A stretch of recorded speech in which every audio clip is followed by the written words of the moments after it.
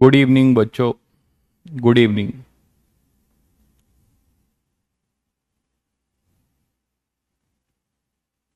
Prachi, Akash, good evening. Monu, good evening. Shiv, Rajat, सभी को good evening. अभिषेक,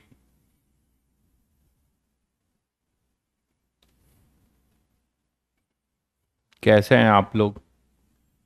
कैसा रहा आपका ये वीकेंड? कैसा रहा आपका ये टेस्ट, जेई एडवांस वाला?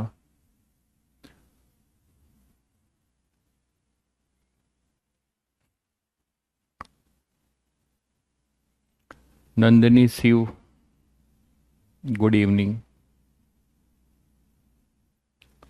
तो आप लोगों का टेस्ट कैसा रहा? आप लोगों को 6 घंटे पेपर देने की आदत, पहली बार आपने ऐसा पेपर दिया होगा? दर्दनाक, हादसा टाइप। धीरे धीरे आदत पड़ेगी।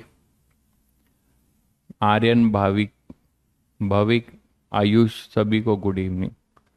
पूर्णिम, good evening. 123 marks, very good. कोई बात नहीं, एक टेस्ट छूट गया तो आप लोगों को मतलब रिजल्ट्स भी मिल गए होंगे और सबके सॉल्यूशंस भी मिल गए होंगे। तो देखिए, टेस्ट का मतलब होता है कि टेस्ट में मार्क्स से ज़्यादा इम्पोर्टेंट है कि हम अपने आप को एनालाइज करें। और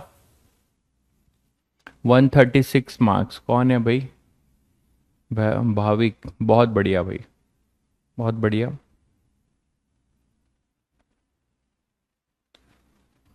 देखिए, अगर आप ओवरऑल 35% 40% मार्क्स ला रहे हैं जेई एडवांस के पेपर में, तो इट इज़ गुड। और कोई बच्चा अगर 50 और 60% ला रहा है, मतलब वो गुड रैंक्स का मार्क्स है।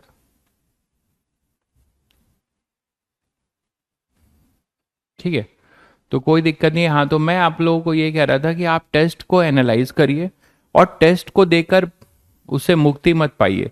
फिर से उस पेपर को सॉल्व करिए। फिर से उस पेपर को सॉल्व करिए। जो जो क्वेश्चंस आपसे छूट गए उसके ब्रीफ सॉल्यूशन, पूरा सॉल्यूशन आपको इसीलिए दिया जाता है। तो उसको देखिए और इसी बहाने आप उन चीज़ों को सीखेंगे। और मैं तो आपसे ये कहूँगा, ध्यान से सुनिएगा एक इम्पॉर्टेंट बात। मैं आपसे ये कहूँगा कि आज आपका ये, खासकर मैं जेई एडवांस और मेंस दोनों की बात कर रहा हूँ, आप एक कॉपी बना लीजिए। एक कॉपी बना लीजिए टेस्ट एनालिसिस करके। एक कॉपी बना लीजिए टेस्ट एनालिसिस करके, और उसमें केवल वही क्वेश्चंस आप सॉल्व करिएगा जो आपसे टेस्ट में नहीं हो पाए, जो आपसे क्वेश्चंस नहीं हो पाए। ठीक है, वो क्वेश्चंस जो है, अगर आप जो है उसको कलेक्ट करते जा रहे हैं, तो इस पूरे 2 साल में आपके पास वो क्वेश्चंस होंगे जो आपसे नहीं हो पाए। मानते हैं? तो इसके वजह से आप एक बहुत अच्छी क्वालिटी के क्वेश्चंस आपके पास होंगे जो कि आप पहली बार में नहीं कर पाए थे। ठीक है, और रिवीजन के टाइम में आप उसको फिर से करेंगे। तो मेरा आपसे सलाह है, 11th वाले बच्चे के लिए, उनके पास बहुत समय है, तो वो सिस्टमेटिक होकर धीरे धीरे चीज़ों को करें। और मेरा ये सलाह है आपसे कि आप एक एक एक कॉपी बना लीजिए, उस पर टेस्ट एनालिसिस करके फिजिक्स के जो भी आपके सारे क्वेश्चंस नहीं, जो आपसे नहीं हुए हैं, जो आपसे नहीं हुए हैं, उस क्वेश्चन और उसका सॉल्यूशन। ठीक है, देखिए, किसी के मार्क्स ज़्यादा आए हैं, किसी के कम आए हैं, ये कोई भी दिक्कत नहीं है। मार्क्स जिसके ज़्यादा हैं वो और कितना ज़्यादा ला सकता है, जिसके कम आए हैं क्यों कम आए हैं, और उससे वो नेक्स्ट टेस्ट में कैसे इम्प्रूव कर सकता है, इस पे एनालिसिस करनी है। और इसकी एनालिसिस सबसे अच्छी आप कर सकते हो। आपको 2-3 पॉइंट्स पे अपने एनालिसिस करनी चाहिए। पहला एनालिसिस, कि जो क्वेश्चंस आए हैं, ध्यान से सुनिए, आप एनालिसिस के क्राइटेरिया क्या क्या रखेंगे। ठीक है, वो है अपने पास कि आप जो जो भी आपके पास क्वेश्चंस आए हैं उसमें देखिए कि क्या आपको उस लेवल की चीज़ें कराई गई हैं कि नहीं। उसके बाद से अगर आपको चीज़ें आती हैं तो कॉन्सेप्चुअली वो आप जानते हो, कुछ सिली मिस्टेक किए हो, कैलकुलेशन मिस्टेक किए हो, क्वेश्चन पढ़ने में मिस्टेक किए हो, इस टाइप का एक एरर है। दूसरा एरर है कि हम कॉन्सेप्ट ही नहीं जानते, हम कॉन्सेप्ट ही नहीं पकड़ पा रहे हैं। इसका मतलब हुआ कि फिर हमें कॉन्सेप्चुअली अपने आप को साउंड करना है। तो इन दो चीजों में आप इस अपने चीज को एनालाइज कर सकते हो। ठीक है, चलिए फिर अपनी कहानी आगे बढ़ाते हैं। आई थिंक आपको मैंने स्लाइड में कुछ क्वेश्चंस छूट गए थे, एज ए होमवर्क दिया था, तो शायद कुछ बच्चे कर पाए हैं कि नहीं मुझे नहीं पता। ठीक है, तो क्योंकि टेस्ट का टाइम था तो मैं आपको और एक टाइम देता हूं, जो भी आपके स्लाइड में जो भी क्वेश्चन 2-4 बच गए हैं उसको निपटा लीजिए, उसका डिस्कशन फिर मैं नेक्स्ट टर्न पे करूंगा। ठीक है, आगे हम लोग प्रोजेक्टाइल का नया कॉन्सेप्ट सीखते हैं, projectile on an inclined plane. Projectile on an inclined plane.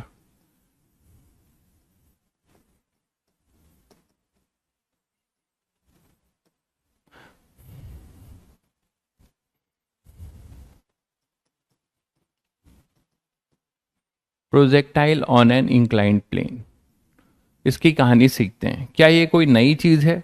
तो बिल्कुल नई चीज नहीं लगेगी आपको अगर आप इन चीजों को ध्यान से देखेंगे। कैसे? Projectile on an inclined plane. ठीक है, ठीक है, projectile on an inclined plane में मान लीजिए अपने पास इंक्लाइंड प्लेन है कोई ऐसा। ठीक है, अब हम प्रोजेक्टाइल प्रोजेक्ट कर रहे हैं ग्राउंड से ग्राउंड, ग्राउंड से। देखिए, कॉन्सेप्ट स्ट्रांग करने का मतलब है कि आप लेक्चर्स जो आप पढ़ रहे हैं, मेरे साथ जो पढ़ रहे हैं, वही लेक्चर्स आपको कॉन्सेप्ट ग्रिप अप कराएगा। मतलब लेक्चर्स में जो बातें पढ़ाई गई और उसके साथ जो आपको इलिस्ट्रेशंस कराए गए, जो मैं क्लास में क्वेश्चंस लेता हूं, these are very important question for your concept building. तो उसको आपको करना क्या है, मेरे साथ अभी आप पढ़ रहे हैं तो मैंने कहा है कि अगर फेयरली नहीं कर पा रहे तो रफ कॉपी में मेरे साथ तो सब कुछ करिए, और फिर स्लाइड्स के नोट्स देखकर आप उसको फेयरली बनाइए। तो 2 बार कम से कम ऐसा करिए। ठीक है, देखिए भाई, बुक तो दुनिया में बहुत सारी हैं, जो पूछ रहा है ये कि कौन सी बुक है ये, तो ये सब बुक से मुझे नहीं लगता आपको बहुत ज़्यादा कोई फायदा होने वाला है। अगर आपको ज्ञानी बनना है, ठीक है, तो आप वो बुक लेके पढ़िए, कोई दिक्कत नहीं है, बाकी आपकी मर्जी है। मैंने आपको बुक के बारे में बता चुका हूँ, तो उस पर बहुत ज़्यादा डिस्कशन मुझे नहीं लगता। अल्फा, मान लीजिए एंगल ऑफ इंक्लाइनेशन हमारा क्या है, अल्फा है। Alpha is hour angle of inclination. तो अब आपने पास यहां से किसी पार्टिकल को आप प्रोजेक्ट करते हो, किसी पार्टिकल को आप यहां से प्रोजेक्ट करते हो किसी u वेलोसिटी से और थीटा एंगल से। बट ध्यान रहे कि ये जो थीटा मैं ले रहा हूं, ये थीटा मैं इंक्लाइंड प्लेन से ले रहा हूं, हॉरिजेंटल से नहीं ले रहा हूं। क्वेश्चन में दोनों दिया जाएगा। ठीक है, क्वेश्चन में ये दोनों दिया जाएगा कि थीटा हॉरिजेंटल से भी हो सकता है और आपका इंक्लाइंड से भी। तो मैं जो है थीटा कहां से ले रहा हूं, इंक्लाइंड प्लेन से। अब आपने इसको प्रोजेक्ट किया तो यहां पे एक प्रोजेक्टाइल फॉर्म होगा। ठीक है, ऐसा प्रोजेक्टाइल बनेगा और सिमेट्रिकल नहीं होगा। आप देख रहे हैं कि मैंने इस प्रोजेक्टाइल को सिमेट्रिकल नहीं बनाया है। इसका रीजन भी आगे आप समझेंगे कि ये प्रोजेक्टाइल मैंने इस तरीके से ऐसा सिमेट्रिकल नहीं बनाया है। ऐसा रहेगा, ये प्रोजेक्टाइल ऐसा सिमेट्रिकल नहीं होगा कि इधर हाफ और इधर हाफ दोनों बराबर नहीं होंगे। ये अनसिमेट्रिकल प्रोजेक्टाइल रहेगा अपनी मैक्सिमम हाइट के अबाउट। इसका रीजन अभी मैं आगे बताऊंगा, तुम ही लोग बताओगे मतलब। ठीक है, ये आ गया। अब करने का क्या है, देखो कि इसमें आप बोलोगे सर इसमें हो क्या रहा है। आप अगर बेसिक थ्योरी की बात करो, जो आप फंडामेंटल पढ़ चुके हो,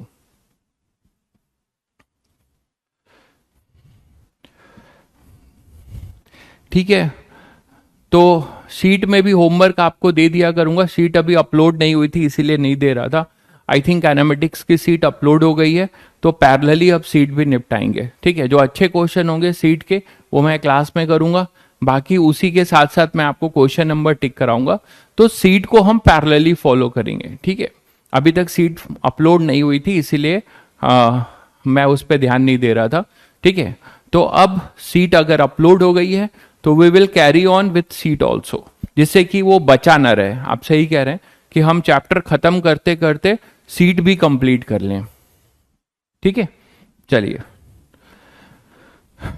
तो यहां पे u है और ये थीटा है, और अब अपने पास क्या हो जाएगा कि अगर आप ध्यान से देखो तो इसमें नई बात क्या है मेरे भाई, नई बात कुछ नहीं है। आप अगर रेफरेंस एक्सिस इसको मानने लगे, अगर आप इसको x मानने लगे और इसको y, this is our reference axis x and y। एक एक्सिस हमारी कैसी है, along the parallel to the plane, एक एक्सिस हमारी कैसी है, पैरेलल टू द प्लेन है ना, और एक एक्सिस कैसी है, परपेंडिकुलर टू द प्लेन है। देख रहे हैं सब लोग, आप यहां से ये x है और ये अपना y है।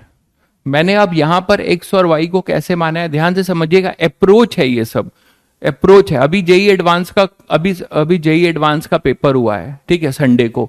अभी आपको मैं नहीं बोलूंगा कि आप उसको विजिट करो, बिकॉज आप उसको अभी देख कर भी कुछ समझ नहीं पाओगे। बस अभी अक्टूबर नवंबर आते आते आप इतने बड़े हो जाओगे कि आप क्वेश्चन देख के परसीव कर पाओगे कि क्वेश्चन का क्या टेस्ट होता है जेई एडवांस में। मैं अपनी एक्सपीरियंस से आपको ये बता सकता हूं कि फॉर पर्टिकुलर जेई एडवांस आपको क्या फॉलो करना चाहिए, आपको बेसिक्स फॉलो करना चाहिए और अप्रोच फॉलो करना चाहिए, ठीक है। अनाप शनाप और बहुत सारे दुनिया भर के इधर उधर के ऊट पटांग क्वेश्चंस और सब कुछ अगर आप कर रहे हैं तो आई थिंक, मैं ये नहीं कह रहा हूं कि वो आपको नुकसान करेगा, लेकिन वो आपको किसी मायने में बहुत फायदा भी नहीं करने जा रहा है। तो ये मुझ पर आप छोड़ दीजिए कि आपको मुझे किस लेवल तक ले जाना है, कहाँ के क्वेश्चन कैसे कब कराना है। तो ये टोटली अगर कोई बच्चा इन सब चीजों से फ्री हो जाता है मेरे ऊपर फेथ करके और केवल जो मैं बोल रहा हूं वो करता है, तो आप आई डोंट थिंक कि आपको कोई निराशा मिलने वाली है, ठीक है। चलिए, तो यहां पर मैं कह रहा हूं कि यहां पे ये अपना रेफरेंस फ्रेम हो गया। तो आप पहले क्या करिए कि ये जो गिवन रेफरेंस एक्सिस है, इस गिवन रेफरेंस एक्सिस के अबाउट इसको ब्रेक कर दीजिए। तो u का कंपोनेंट लीजिए, इधर अपने पास आएगा u cos थीटा और इधर एक आएगा u sin थीटा। देख पा रहे हैं सभी बच्चे, तो यहां पर ये आएगा u cos थीटा और यहां पर आएगा अपना u sin थीटा। ये देख रहे हो सब लोग। और जो एक्सेलरेशन ड्यू टू ग्रेविटी है, ये सभी बच्चे जानते हैं कि एक्सेलरेशन ड्यू टू ग्रेविटी वो हमेशा और हमेशा क्या होती है, वो हमेशा और हमेशा क्या होती है, वर्टिकली डाउनवर्ड लगती है। तो acceleration due to gravity vertically downward लगेगी, तो आपको उसका भी कंपोनेंट इसी रेफरेंस एक्सिस के अबाउट ले लेने का है, इसी रेफरेंस एक्सिस के अबाउट उसका भी आपको कंपोनेंट ले लेने का है,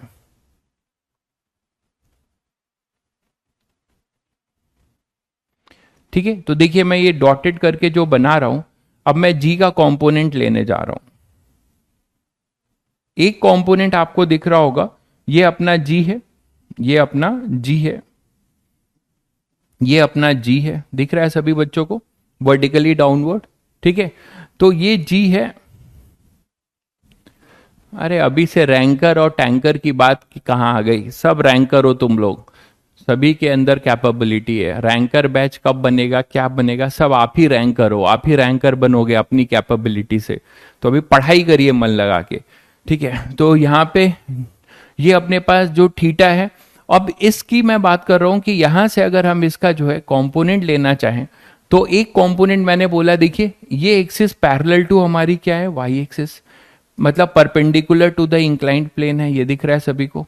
और ये वाली axis along the inclined plane है। तो जी का कंपोनेंट क्या होगा, आप एंगल जज कर सकते हो, ठीक है। ये अल्फा है, ठीक है, ये अल्फा है, ये अपने पास क्या होगा 90 माइनस अल्फा, ये दिख रहा है सभी को।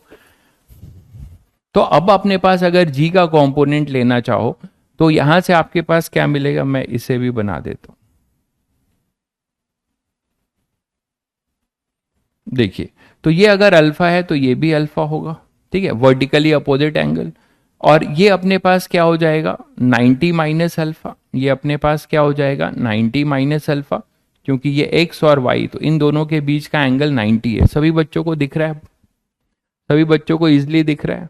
तो यहां से आप ले सकते हो। हालांकि ये जो है बहुत ज्यादा यहाँ आपको कॉम्प्लिकेशन लग रहा होगा, तो बेटर है कि मैं आपको ये कंपोनेंट कहीं और जगह दिखा दूं, तो आपको शायद कुछ और समझने में सहूलियत हो। तो इस कंपोनेंट को मैं थोड़ा सा मैं इधर दिखा देता हूं,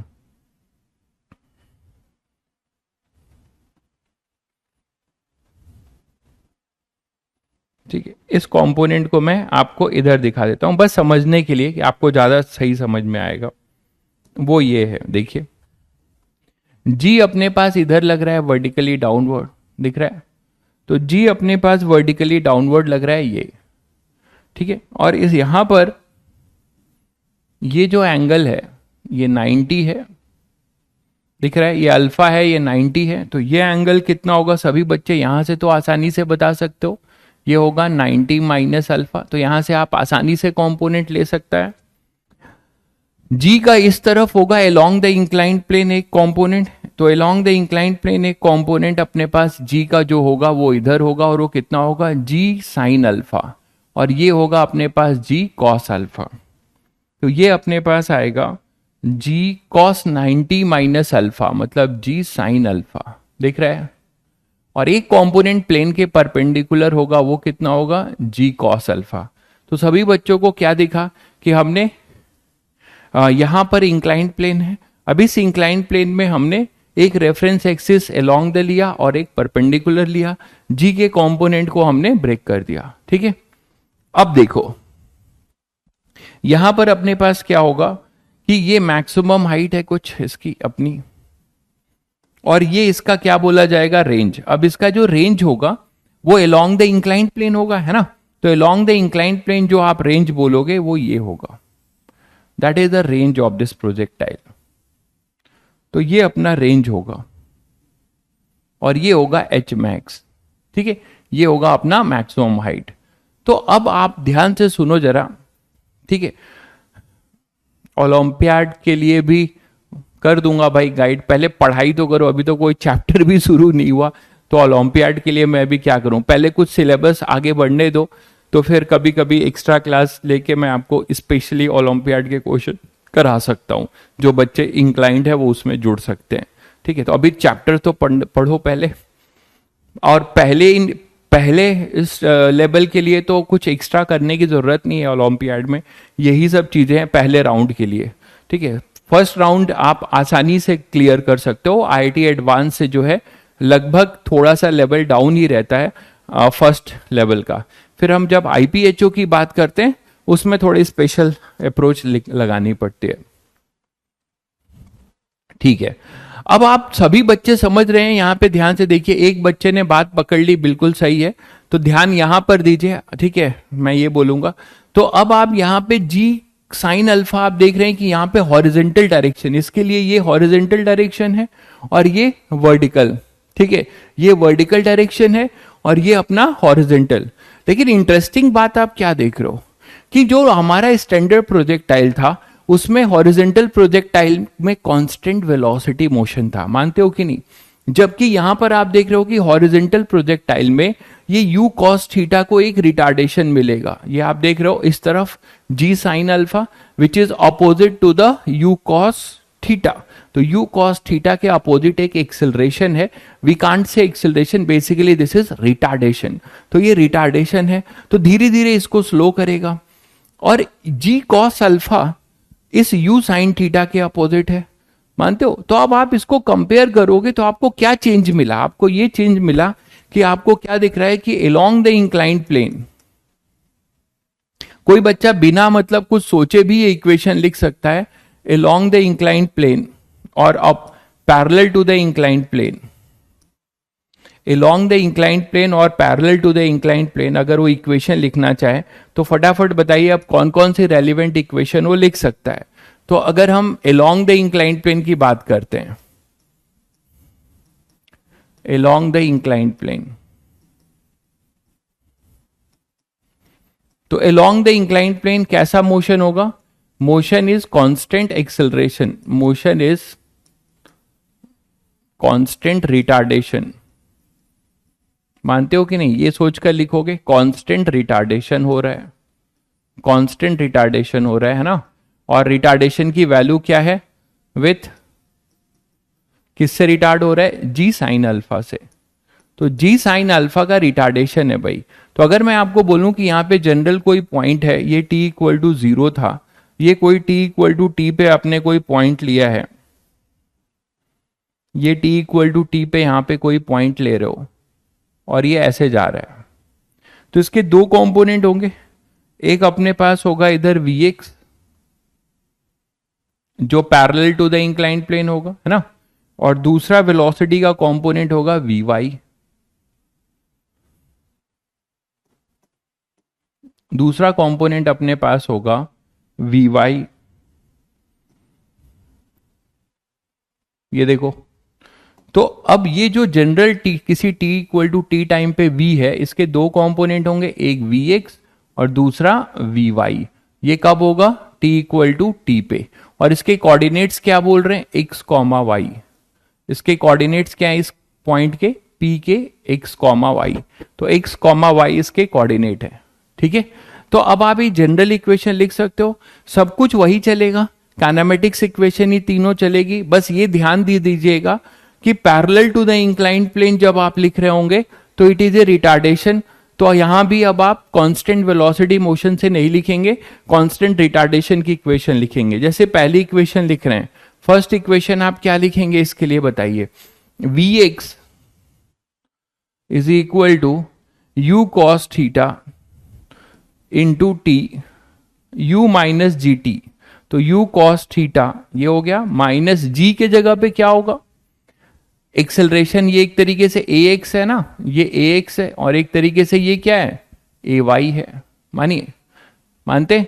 तो यहां पर अपने पास g sine alpha into t, ये पहली इक्वेशन हो जाएगी along the inclined plane. along the inclined plane की ये पहली इक्वेशन हो जाएगी। बस ये इक्वेशन जिसको आता है वो सारे क्वेश्चन कर लेगा। इक्वेशन लिखना बहुत आसान है। सेकंड इक्वेशन बताइए, सेकंड इक्वेशन में इसने कितना डिस्टेंस ट्रेवल किया along the inclined plane? along the inclined plane इसने डिस्टेंस ट्रेवल किया x। ये x लिया है आपने ना, x क्या है यहां पर? ये जो आप x ले रहे हो, ये जो x ले रहे हो, ये बेसिकली कौन सा x है? ये जो आप x ले रहे हो यही तो x है ना? ये अपना x है, इसने x डिस्टेंस यहां से यहां ट्रेवल किया है, और ये डिस्टेंस अपना कितना है? y है। तो इसी और x और y को आप जनरल लिखना चाहते हो, तो x क्या लिखोगे बताओ? x क्या लिखोगे? It is u cos theta, second equation, u cos theta into T, minus लिखूंगा क्योंकि वेलोसिटी के ऑपोजिट है, रिटार्डेशन हो रहा है, तो माइनस हाफ ए की जगह क्या हो जाएगा? g sine alpha into t square. आप क्या देख रहे हो कि अब इस केस में आपने क्या देखा? जो नॉर्मल प्रोजेक्टाइल था वहां केवल एक ही इक्वेशन आप लिखते थे हॉरिजॉन्टल डायरेक्शन में। वो कौन सी इक्वेशन होती थी? Distance equal to speed into time, क्योंकि स्पीड अपना क्या होता था? कांस्टेंट होता था, u cos theta into t होता था। जबकि अब ऐसा नहीं है, यहां पे भी तीनों रिटार्डेशन की इक्वेशन लिखेंगे। थर्ड इक्वेशन यहां भी वैलिड होगी, क्या होगा? vx square is equal to u x square minus two, a के जगह पे क्या लिखेंगे? g sine alpha. Minus sine का लॉजिक बार बार बता रहा हूं, उसका रीजन सबको क्लियर है, रिटार्डेशन है। ठीक है, इंटू एक्स।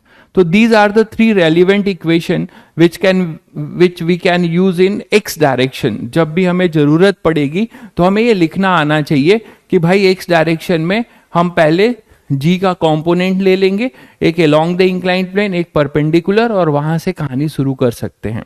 ठीक है, according to the requirement of the question. दूसरा हमारे पास होगा perpendicular to the inclined plane. दूसरी इक्वेशन हम क्या लिख सकते हैं? Perpendicular to the inclined plane. तो perpendicular to the inclined plane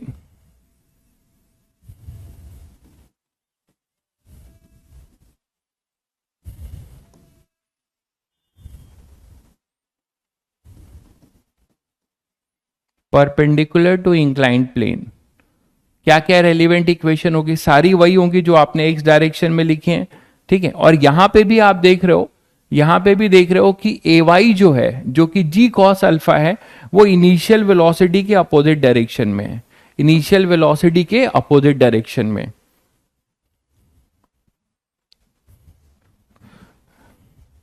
last वाली इक्वेशन m प्लस होगा, what m plus? V x square equal to u square minus 2as। सही है भाई, ये सब थर्ड इक्वेशन भी मैंने जो लिखा है रिटार्डेशन ही हो रहा है ना, तो यहां पे भी v square equal to u square plus 2as नहीं करेंगे। ठीक है, क्योंकि यहां पे भी रिटार्डेशन हो रहा है, तो वो सही है। ठीक है, क्लियर है सभी को? तो चलिए पहली इक्वेशन लिखते हैं वाई डायरेक्शन की। तो वाई डायरेक्शन की पहली इक्वेशन क्या होगी बताइए? पहले v वाली, तो ये वी वाई है, ये यू वाई है, तो क्या लिखेंगे? V y is equal to u sine theta minus a y के जगह पे लिखेंगे g cos alpha into t, ऐसे लिख सकते हैं। इसी तरीके से हमारी सेकेंड इक्वेशन होगी वाई कोऑर्डिनेट की, वो होगी u sine theta minus half g cos alpha into t square. और थर्ड इक्वेशन होगी v y square is equal to u y square, और यू वाई कितना है? It is u sine theta, तो u square minus two g cos alpha, 2a और s मतलब y। तो these are the relevant equation for, यहां पे ux की वैल्यू लिख दीजिए। मैंने ux की वैल्यू नहीं लिखी है, आप ux की वैल्यू लिख दीजिए। हम जानते हैं ux क्या है, ux है u cos थीटा, तो इसको पूरे को ऐसे लिख दीजिए। ठीक है, तो these are the relevant equation. ठीक है, these are the relevant equation, और यहां पर अपने पास एक t भी आएगा। और आप सभी को पता है कि जब हम लोगों ने बेसिक किया था तो उसमें इन्हीं इक्वेशन से हमने सब कुछ निकाला था, इन्हीं इक्वेशन से हमने सब कुछ निकाल दिया था, याद है? इन्हीं इक्वेशन से time of flight, maximum height और रेंज निकाला था। और साथ में मैंने आपको यह भी बताया था कि कभी भी जो है हमारे पास, जब भी हम टाइम ऑफ फ्लाइट और मैक्सिमम हाइट निकालते हैं, टाइम ऑफ फ्लाइट और मैक्सिमम हाइट, तो हमेशा हम परपेंडिकुलर के लिए देखते हैं। क्या कंपोनेंट नहीं आया? कंपोनेंट तो बहुत आसान है भाई, वेक्टर में भी बताया गया है आपको। ये 90 है, ये अल्फा है, ये जी है, तो जी के अलोंग वाला ये है ना अपना, ये कोई आर वेक्टर होता है, ये थीटा होता है, तो इधर आप क्या लिखते हो? आर कॉस थीटा, और इधर क्या लिखते हो? आर साइन थीटा, यही तो लिखते हो। तो यहां पर ये जी का होगा, तो यहां पे जी कॉस 90 माइनस अल्फा जो है साइन अल्फा होता है भाई, ये तो पता होगा, ये सब बहुत बेसिक बातें हैं। अब आपको ये सब चीजें इस स्टेज पे क्यों नहीं आ रही? ठीक है, चलिए आगे बढ़ते हैं। तो अब हम यहां से इन इक्वेशंस के हेल्प से हम क्या करेंगे? इनका time of flight, maximum height और रेंज निकालेंगे।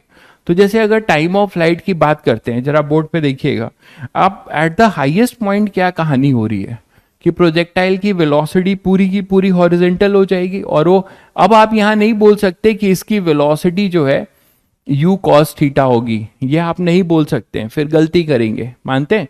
क्योंकि इधर भी रिटार्डेशन है, तो x along the inclined plane की वेलोसिटी भी हमेशा बदल रही होगी, अलोंग द इंक्लाइंड प्लेन की वेलोसिटी भी हमेशा क्या हो रही होगी? बदल रही होगी। ये क्लियर है सभी बच्चों को? तो यहां पर बस आप ये बोल सकते हैं कि यहां vy 0 होगा, ठीक है, और यहाँ पे कुछ vx डैश जो भी है, यहाँ vx माना है तो यहाँ vx डैश होगा, बदल रहा होगा। लेकिन हमें ये पता है कि यहां पर आने पे इसकी वेलोसिटी पैरेलल हो जाएगी, y कंपोनेंट 0 होगा, और यहां पर इसके कोऑर्डिनेट्स क्या होंगे? r, 0, y कोऑर्डिनेट 0 होगा। तो आपको ये दिख रहा है पहली सेकेंड इक्वेशन, इसमें जब आप y को 0 पुट करते हो तो आपको टाइम की दो वैल्यू मिलेगी जहां पे y 0 होगा, और यहां पर y है क्या? y अपना क्या है? Perpendicular to the inclined plane का डिस्टेंस। तो यहां पे जब प्रोजेक्टाइल था तो भी y 0 था, यहां पर जब ये गिर जाएगा, इसी को हमने x लिया है और इसको y, तो ये फिर से y इसका 0 होगा, तो आपको वो टाइम ऑफ फ्लाइट मिल जाएगा। तो सीधे सीधे टाइम ऑफ फ्लाइट निकालने के लिए आप क्या कर सकते हैं? सेकेंड इक्वेशन को यूज कर सकते हैं, है ना? तो टाइम ऑफ फ्लाइट के लिए आपको पता है at t equal to capital T y become 0, ठीक है? तो आप इसमें पुट कर देंगे, तो 0 इज इक्वल टू, आप क्या करेंगे? इसमें 0 पुट कर दीजिए। तो जब 0 पुट करोगे तो ये अपने पास क्या मिलेगा इस इक्वेशन में? देखिए y डायरेक्शन की इस इक्वेशन में यहां y को 0 पुट कर दोगे तो आपको सिंपल ये मिलेगा u साइन थीटा,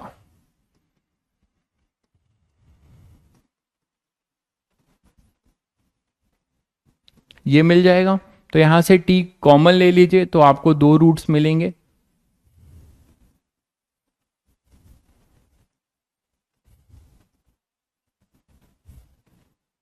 तो एक आपको मिलेगा t इक्वल टू 0 और दूसरा मिलेगा 2u साइन थीटा अपॉन में g cos alpha, 2u sine theta upon में g कॉस अल्फा। तो आपने क्या देखा कि टाइम की दो ऐसी वैल्यू मिल रही हैं जहां पे y कोऑर्डिनेट 0 होगा। एक तो जहां से हमने उसको फेंका है, ठीक है, जैसे हमने उसमें फेंका है,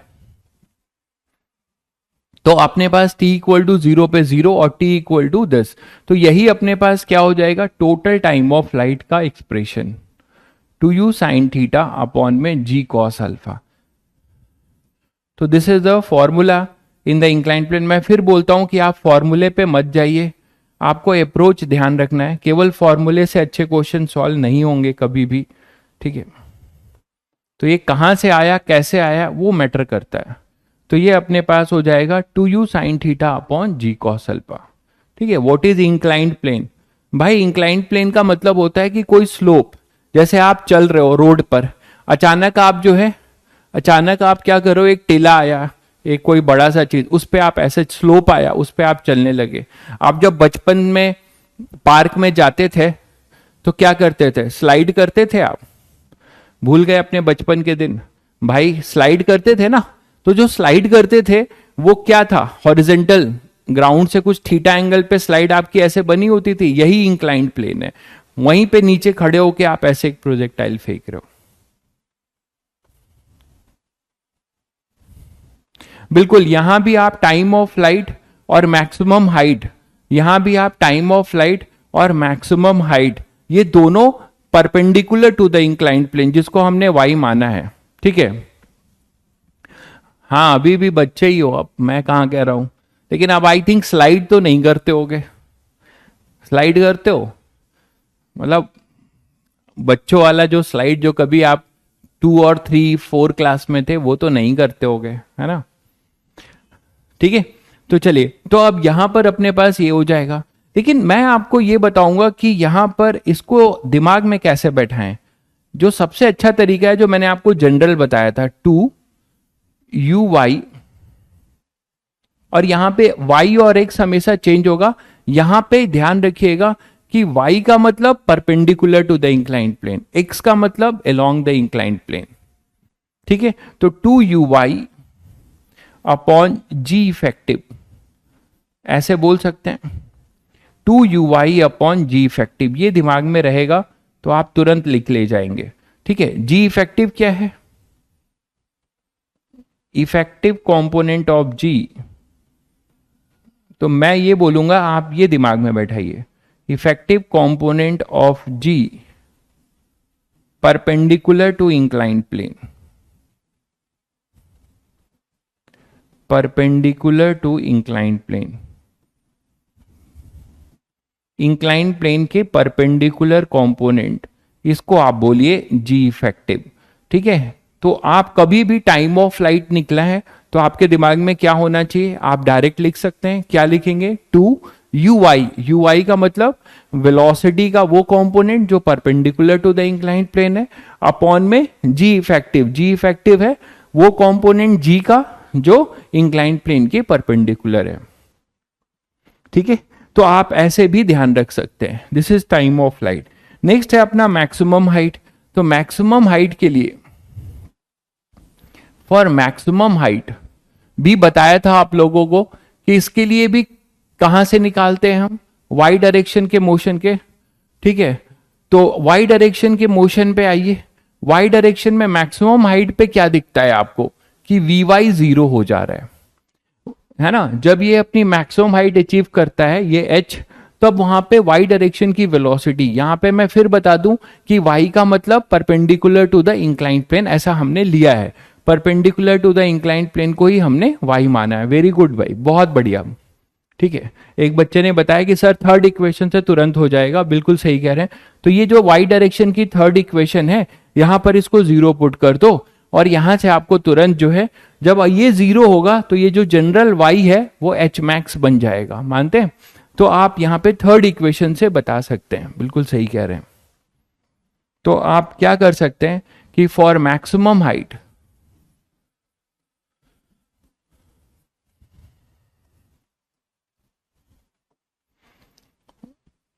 फॉर मैक्सिमम हाइट, है ना, v y is equal to 0 and y become h max. Y अपना एच मैक्स हो जाएगा, जिसको मैंने एच माना है। बिल्कुल प्रोजेक्टाइल जो आपने स्टैंडर्ड पढ़ा है एग्जैक्ट वैसा ही है, कोई मैं नए अप्रोच से आपको बता ही नहीं रहा हूं। ठीक है, तो एच मैक्स आपको मिल जाएगा, और एच मैक्स क्या हो जाएगा, 0 is equal to v y square, मतलब u square cos square theta.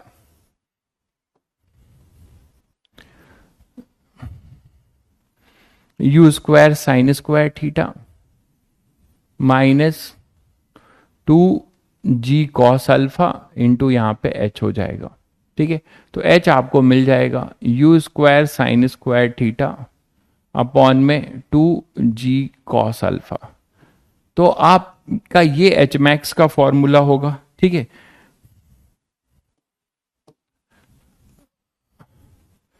अब इसको लेकिन मैं बोलूंगा कि आप इसको भी कैसे ध्यान रख सकते हैं, इसको आप बेटर है कि आप ऐसे ध्यान रखिए, h max is equal to u y square जो बताया था अपॉन में 2g इफेक्टिव। ऐसे ध्यान रखेंगे तो I think it will be more beneficial. ये जनरलाइज रिजल्ट है, आपको हमेशा साथ देगा, बाकी वो तो चेंज होता रहेगा, थीटा इधर उधर हो गया तो या कुछ भी। ठीक है, तो यहां से आप ये ध्यान रख सकते हैं कि अपने पास ये जो फॉर्मूला है इसको जनरलाइज फॉर्म दे सकते हैं, and this generalize form is h equal to u y square upon 2g effective. G effective सबों को पता है कि ये है, जी इफेक्टिव अपना यहां पर ये है, तो u y square upon 2g effective. आप टाइम ऑफ लाइट और मैक्सिमम हाइट को perpendicular to the inclined plane के मोशन से डायरेक्टली भी लिख सकते हैं। ठीक है, अब बात करते हैं रेंज की। ठीक है, ये क्लियर है सभी बच्चों को? ठीक है, तो अब आप देख रहे हैं कि इंक्लाइंड प्लेन में आपका अप्रोच क्या होना चाहिए। फॉर्मूला तो ठीक है, अगर इस सेट ऐसा ही कुछ आ गया तो आप डायरेक्ट फॉर्मूले से कर देंगे, लेकिन आपको बिल्कुल जी इफेक्टिव एक हम लोगों ने नया किया है, और एक बात किया है कि जो अपना यू साइन थीटा है वो perpendicular to the inclined plane है। ठीक है, वहां पर वो यू साइन थीटा क्या था, ग्राउंड के परपेंडिकुलर था, यहां पे वो यू साइन थीटा क्या है, इंक्लाइंड प्लेन के परपेंडिकुलर है। बस आपको जी का कंपोनेंट ले लेना है perpendicular to the inclined plane. अब हम रेंज की कहानी करते हैं। रेंज में आपको खासा थोड़ा सा सावधानी बरतना पड़ेगा, रेंज में आपको यहां पे सावधानी बरतना पड़ेगा, क्योंकि रेंज के लिए आप डायरेक्ट नहीं लिख सकते, है ना, रेंज आप डायरेक्ट नहीं लिख सकते। क्या डिस्टेंस वहां पे क्या लिखते थे आप, you cos theta into T, यहां पे ये करेंगे तो गलत हो जाएगा, क्योंकि रेंज जो है एक्सेलरेटेड मोशन है। तो आपको याद है एक्स डायरेक्शन में आइए, जो एक्स डायरेक्शन की अपनी इक्वेशन है उस पे आइए, ये देखिए इस इक्वेशन को देखिए, x is equal to u cos theta t minus half g sine alpha into t square, एक बड़ा सा एक्सप्रेशन है। ठीक है, तो इस बड़े से एक्सप्रेशन में आप यहां पे रेंज कब पाओगे, जब ये प्रोजेक्टाइल अपनी पूरी टाइम ऑफ फ्लाइट कवर कर लेगा। जब ये प्रोजेक्टाइल अपनी पूरी जर्नी कवर कर लेगा उस समय आपको जो है यहाँ टी पुट करेंगे, मतलब यहाँ पर जो टी टाइम ऑफ फ्लाइट होगा, तो टाइम ऑफ फ्लाइट के टाइम का जो हॉरिजेंटल मतलब अलोंग द इंक्लाइंड प्लेन जो प्रोजेक्टाइल ने डिस्टेंस कवर की होगी, that will be our range.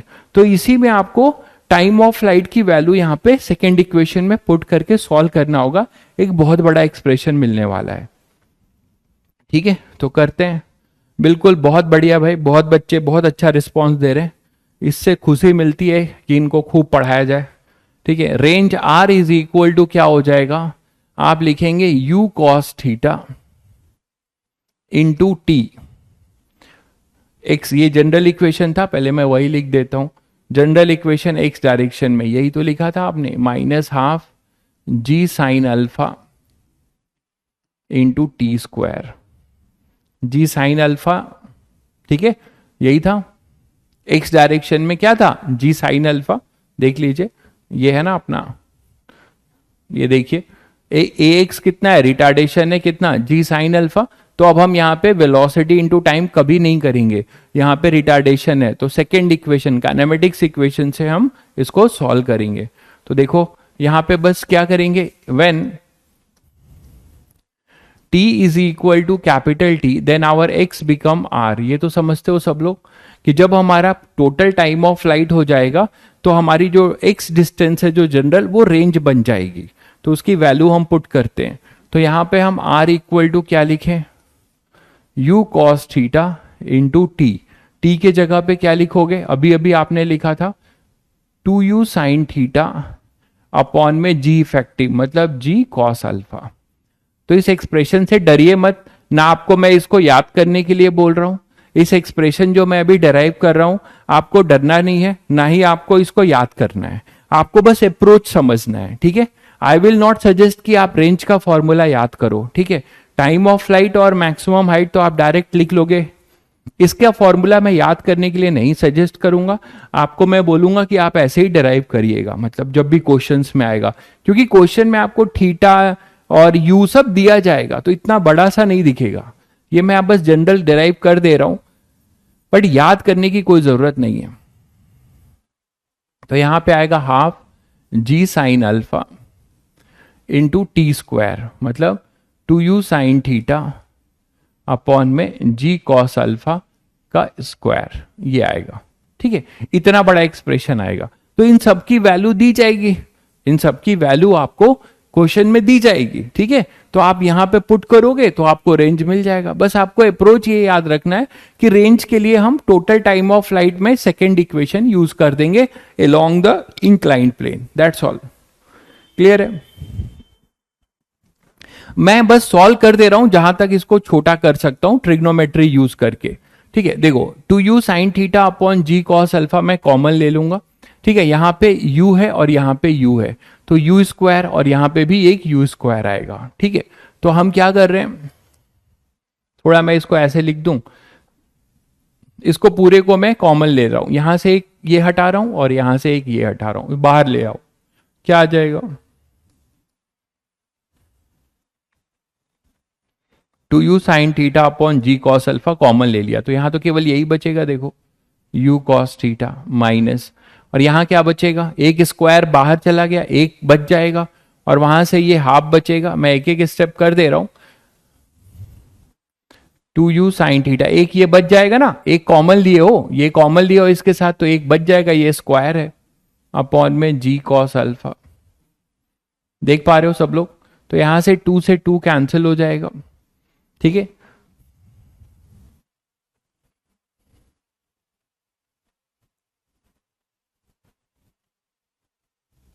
और यहां पे अपने पास जी साइन अल्फा भी था ना, हाफ इसके साथ, रुको इसके साथ एक जी साइन अल्फा भी है ना, ये अपना जी साइन अल्फा। तो यहां से जी भी कैंसिल कर दो, और u, ये जो u देख रहे हो, ये u बाहर निकाल दो, तो फाइनली तुम्हें कुछ ऐसा मिलने जा रहा है। इस u को बाहर निकालोगे तो 2u square sine theta, 2u square sine theta upon में जी कॉस अल्फा, और यहां पे क्या बचेगा फिर, कॉस थीटा माइनस, यहां से u और u तो बाहर ले लिया, g से g कैंसिल किया, sine theta sine alpha upon में कॉस अल्फा, ये बचेगा। देखो यहां तक सभी बच्चों को क्लियर है? यहां तक सभी बच्चों को क्लियर है? ठीक है। अब आप एलसीएम ले लो, अब आप क्या करो, इसका एलसीएम ले लो।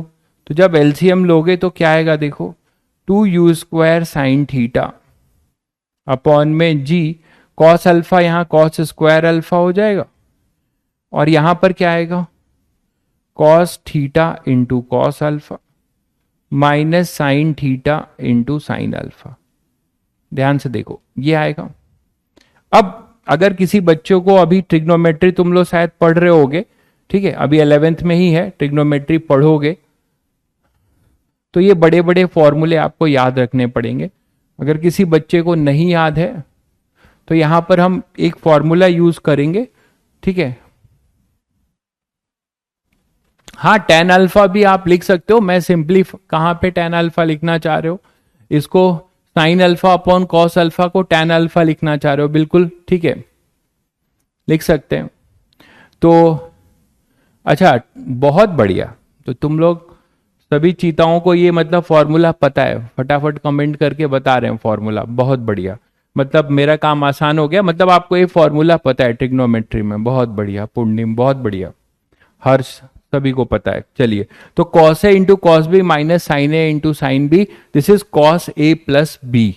तो रेंज का फॉर्मूला हो जाएगा, अब धीरे धीरे तुम लोग इसी तरह चीता बनोगे हर सब्जेक्ट में, 2u² साइन थीटा अपॉन में जी कॉस स्क्वायर अल्फा, और ये हो जाएगा अपने पास cos theta plus alpha, cos theta plus alpha, cos theta plus alpha.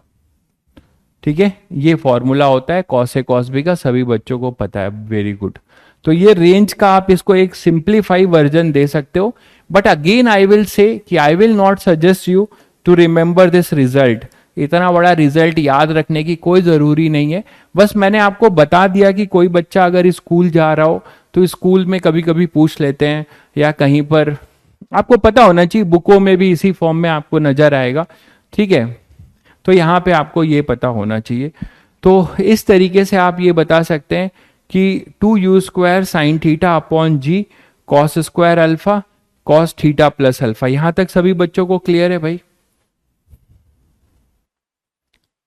Clear है सभी को?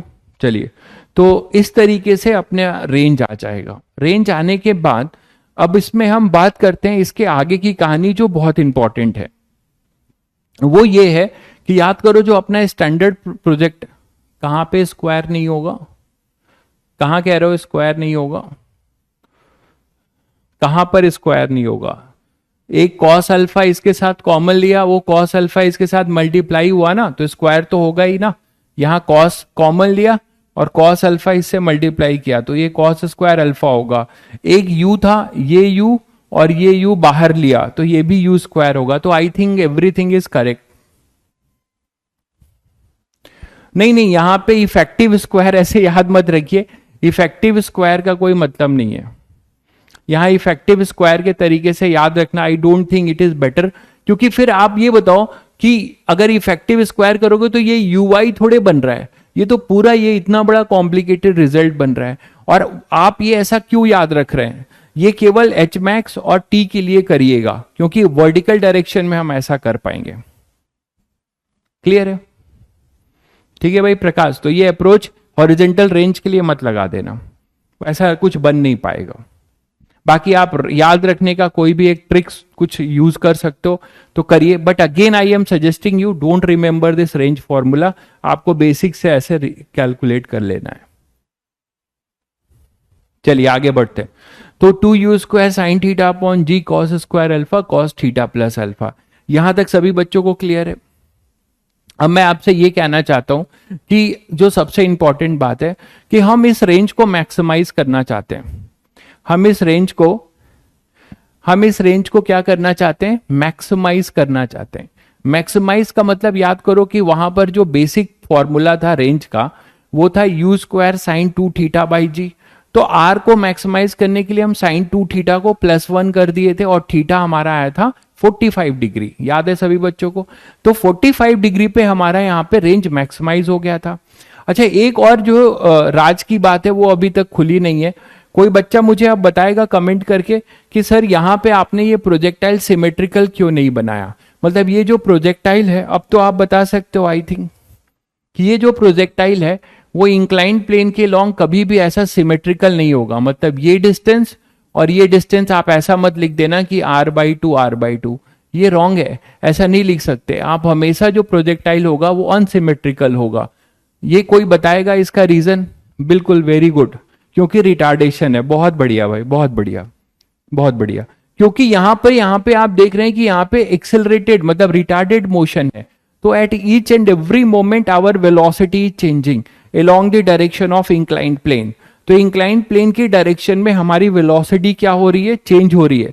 तो हम ये नहीं बोल सकते कि यहां से t=0 से t=t/2 टाइम तो यहां से यहां तक वही होगा, तो यहां से 0 से t/2 टाइम, और फिर ये t/2 से t टाइम में इक्वल डिस्टेंस ट्रैवल करेगा। कैसे करेगा?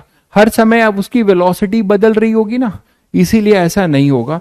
तो आई थिंक सभी बच्चों को अब ये राज क्लियर हो गया कि कभी भी इंक्लाइंड प्लेन में प्रोजेक्टाइल सिमेट्रिकल नहीं होगा, कभी भी मैक्सिमम हाइट के सिमेट्रिकल नहीं होगा। ठीक है, चलिए, तो अब मैं आपसे ये कहना चाहता हूं कि हम चाहते हैं कि आर मैक्स निकालें। आर मैक्स पे हम फोकस कर रहे हैं, हम इसका मैक्सिमम रेंज निकालना चाहते हैं। तो बच्चों यहां पर मैक्सिमम रेंज निकालना आसान नहीं है, क्योंकि यहां पर जो फंक्शन है it is a complicated function of trigo. Trigo का एक कॉम्प्लिकेटेड फंक्शन है। देखिए आप ये किस पे डिपेंड करें। अच्छा, यहाँ पे वेरिएबल कौन है, आप लोग बताओ, इसमें वेरिएबल कौन है? अल्फा तो इंक्लाइंड प्लेन है, ग्राउंड से जो इंक्लाइंड प्लेन है वो अपना एंगल बना रहा है, जो स्लोप होगा ग्राउंड से, जो स्लोप होगा वो तो फिक्स है, alpha is constant, our theta is changing. ठीक है, तो अब यहां से हम क्या लिख सकते हैं कि आर मैक्स अपने पास क्या होगा। तो आर मैक्स में अब यहां पे भी थीटा एक छुपा हुआ है और इधर कॉस में भी थीटा छुपा हुआ है, देख पा रहे हो आप लोग? ठीक है, यहां पे भी थीटा छुपा है और वहां पे कॉस में भी थीटा है और साइन में भी थीटा है। तो यहां कॉस और साइन दोनों, कॉस और साइन दोनों हैं, मानते हो? तो इसमें हम लोग कैसे इसको मैक्सिमाइज करें? तो इसमें तुम लोग को मैंने एक फंडामेंटल मैक्सिमा मिनिमा बताया था इसी बुरे दिन के लिए, याद आ रहा है सभी बच्चों को? मैंने आप लोगों को एक और भी वेपन दिया था, मैक्सिमा और मिनिमा, जिसमें मैंने कहा था कि कोई फंक्शन है y equal to f of x, अगर वो फंक्शन कहां पर मैक्सिमाइज होगा, कहां पे मिनिमाइज होगा, उसके लिए जो 2 स्टेप्स बताए थे कि पहले आप उसको डिफरेंशिएट करके जीरो करो, जहां पे स्लोप टेंजेंट जो है पैरेलल हो जाता है। तो फर्स्ट डेरिवेटिव, वेरी गुड भाई, अभिज्ञान बहुत बढ़िया। तो dy बाई डी एक्स जो है अपना, रजत वेरी गुड, सभी बच्चों को याद है ये। तो dy बाई डी एक्स को जीरो करिए और क्रिटिकल पॉइंट निकालिए। वो क्रिटिकल पॉइंट जो है मैक्सिमा का भी पॉइंट हो सकता है और मिनिमा का भी। उसमें फिर सेकंड डेरिवेटिव, जो सेकंड डेरिवेटिव है वो जहां पर पॉजिटिव आएगी that will be the point of minima, और जहां पे सेकंड डेरिवेटिव जिस पॉइंट के लिए नेगेटिव आएगी वो this is the point of maxima. फिर मैंने आपको एक सजेशन दिया था कि जब भी हम मैक्सिमा मिनिमा फिजिक्स में करेंगे तो आप बस क्रिटिकल पॉइंट निकाल लीजिए, और जो वो कंडीशन के लिए निकाल रहे हो, अगर मैक्सिमा के लिए निकाल रहे हो तो मैक्सिमा होगा, मिनिमा के लिए निकाल रहे हो तो मिनिमा होगा। देखिए एक बच्चा बता रहा है कि 45 डिग्री पे साइन और कॉस सेम होगा, लेकिन साइन और कॉस सेम होगा, आप बिल्कुल सही कह रहे हो, लेकिन वो ये पूरे फंक्शन का मिनिमम वैल्यू तय करेगा, ये आप कैसे डिसाइड कर सकते हो, है ना? ये पूरे फंक्शन का मैक्सिमम वैल्यू होगा, ये आप डिसाइड नहीं कर पाओगे। ठीक है, तो चलिए करते हैं, कैसे करते हैं? मैक्सिमा मिनिमा से ही करना पड़ेगा। तो मैक्सिमा मिनिमा से करते हैं रेंज के लिए। तो अपने पास रेंज के लिए for r to be maximum,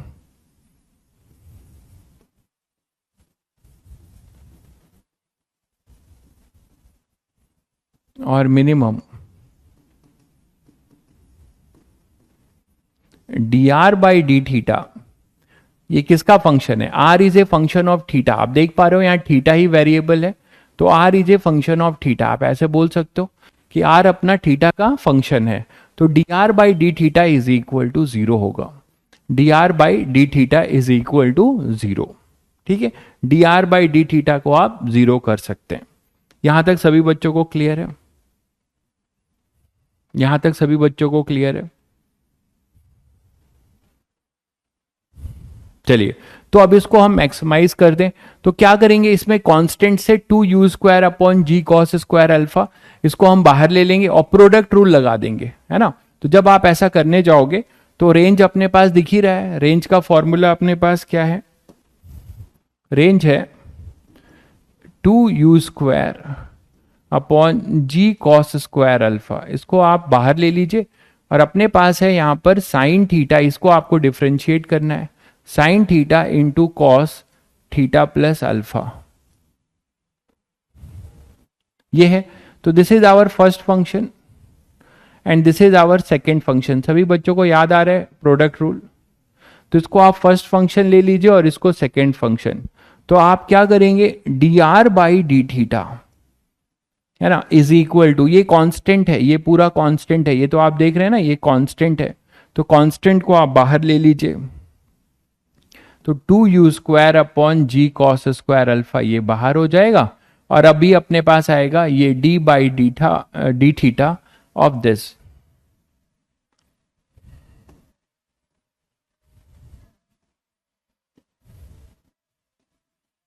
sign theta into cos theta plus alpha, ये आप देख रहे हो, इसको हम डिफ्रेंशिएट करेंगे प्रोडक्ट रूल से। This is our first function and this is our second function. ये सभी बच्चों को क्लियर है?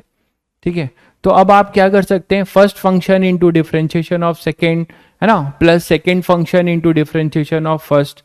तो वहां से अब आप लिखना चाहेंगे, तो मैं नेक्स्ट स्लाइड यूज कर रहा हूं, आप पहले ये देख लीजिए सब लोग, ये क्लियर है सभी बच्चों को?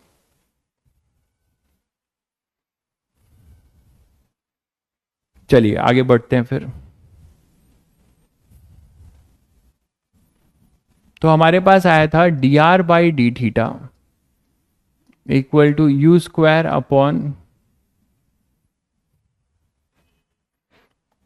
2u² upon g cos alpha, यही था। तो फर्स्ट फंक्शन को आप जब करने जा रहे हो तो फर्स्ट फंक्शन आपने साइन थीटा माना है, तो फर्स्ट फंक्शन ऐसे ही रख दिया, into differentiation of second function cos theta plus alpha, plus second function ऐसे ही रख दिया, into differentiation of first function कर दिया। ठीक है, तो आपके पास dr/d थीटा जो मिलेगा 2u² upon g cos alpha. देखो साइन थीटा, अब ये क्या है, थीटा प्लस अल्फा, तो थीटा प्लस अल्फा में अल्फा तो कांस्टेंट ही है, तो इसको आप कुछ थीटा के तरह ही, जैसे कॉस थीटा का होता था माइनस साइन थीटा, ठीक है, तो आप यहां से आप कॉस थीटा प्लस अल्फा को भी कैसे मानेंगे, आपको सब्स्टिट्यूशन मेथड भी बताया था, जैसे ये है ना अपना, तो इसको आपको करना है, तो आप थीटा प्लस अल्फा को कुछ टी मान लो, तो ये क्या बनेगा, कॉस टी बनेगा ना। तो चेन रूल लगा दो, d/dt of cos T into dt/d theta, याद आ रहा है सभी बच्चों को? तो यहां से आपको क्या मिल जाएगा, सीधे सीधे आपको मिलेगा minus sine theta plus alpha, ये आप करके देख सकते हैं सब्स्टिट्यूशन मेथड से, चेन रूल से। तो यहां से अपने पास आएगा minus sine theta plus alpha. ठीक है, उसके बाद कॉस थीटा प्लस अल्फा तो ऐसे ही रहेगा, और ये अपने पास आ जाएगा कॉस थीटा। यहां सभी को क्लियर है? अब आप देखिए कि dr/d theta is equal to 2u² g cos alpha, और अपने पास आया minus sine theta into sine theta plus alpha, और plus cos alpha into cos theta plus alpha, ये आ रहा है। देखिए इसमें फिर से एक फॉर्मूला लगा सकते हैं,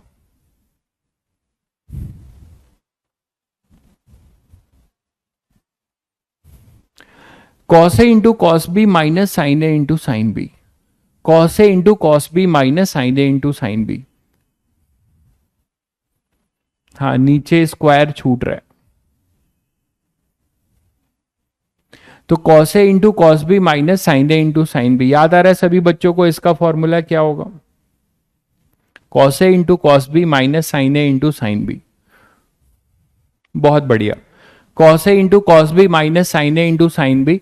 ठीक है, तो ये आपको मिल जाएगा, इसको हम ऐसे कर सकते हैं, 2u² upon g cos square alpha, cos a into cos b minus sine A into sine b, it is cos a plus b, अभी अभी आपने किया था, तो cos alpha plus theta plus alpha. एक तरीके से ये बी है, ये एक तरीके से ए है, तो sign A sine B plus cos A cos B, तो साइन ए प्लस बी आप ऐसे लिख सकते हो।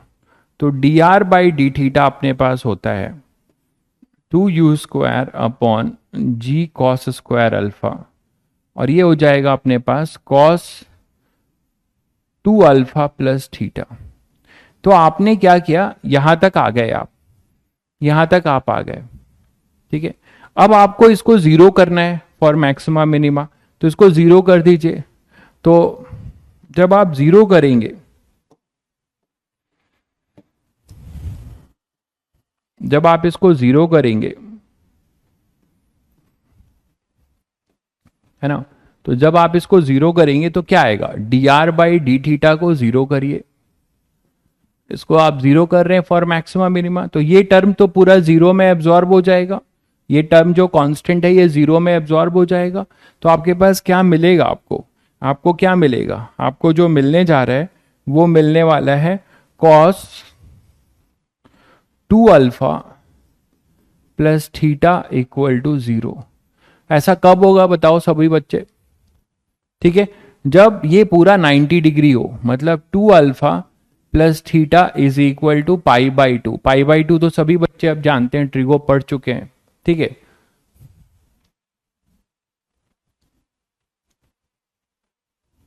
अच्छा 2 थीटा होगा, ओके ओके, यहां पे गड़बड़ हुआ है, सही कह रहे हो, कॉस ए प्लस बी है ना, तो थीटा प्लस अल्फा होगा, ये होगा, सही कह रहे हैं। तो यहां पर आएगा अपने पास 2 थीटा प्लस अल्फा, तो यहां पे अपने पास आ जाएगा 2 थीटा प्लस अल्फा, तो that is cos 2 theta plus alpha is equal to zero. देख लो सब लोग, ठीक है। तो यहां पे 2 theta plus alpha equal to 90 degree, तो थीटा हमें निकालना था, ये वो थीटा मिलने जा रहा है जहां पर रेंज मैक्सिमा भी हो सकता है और मिनिमा भी। तो यहां से आ जाएगा 2 theta is equal to pi by two minus alpha, that is theta is equal to pi by 4 minus alpha by 2। ये सभी बच्चे देख पा रहे हैं, इसको मैं जरूर बोलूंगा, बड़ी मेहनत से निकाला है हमने, तो इसको जरूर बोलूंगा कि ये आप ध्यान रख सकते हो, जेई मेंस में देखिए रिजल्ट का फायदा आपको जेई मेंस में मिलेगा, रिजल्ट का फायदा आपको जेई मेंस में समय बचाने के लिए मिलेगा, क्योंकि वहां ज्यादातर स्टैंडर्ड चीजें ही पूछी जाती हैं। तो this is our critical theta, तो क्रिटिकल थीटा हमारे पास ये है, बट ये भी ध्यान रखिए कि वो थीटा मैंने कहां से लिया है, ठीक है, वो थीटा मैंने इंक्लाइंड प्लेन से लिया है। क्लियर है सभी बच्चों को?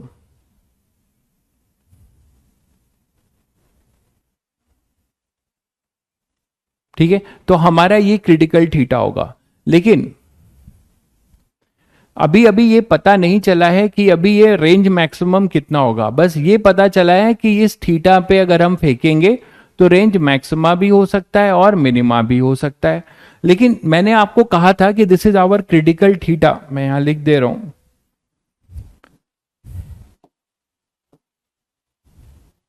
This is our critical theta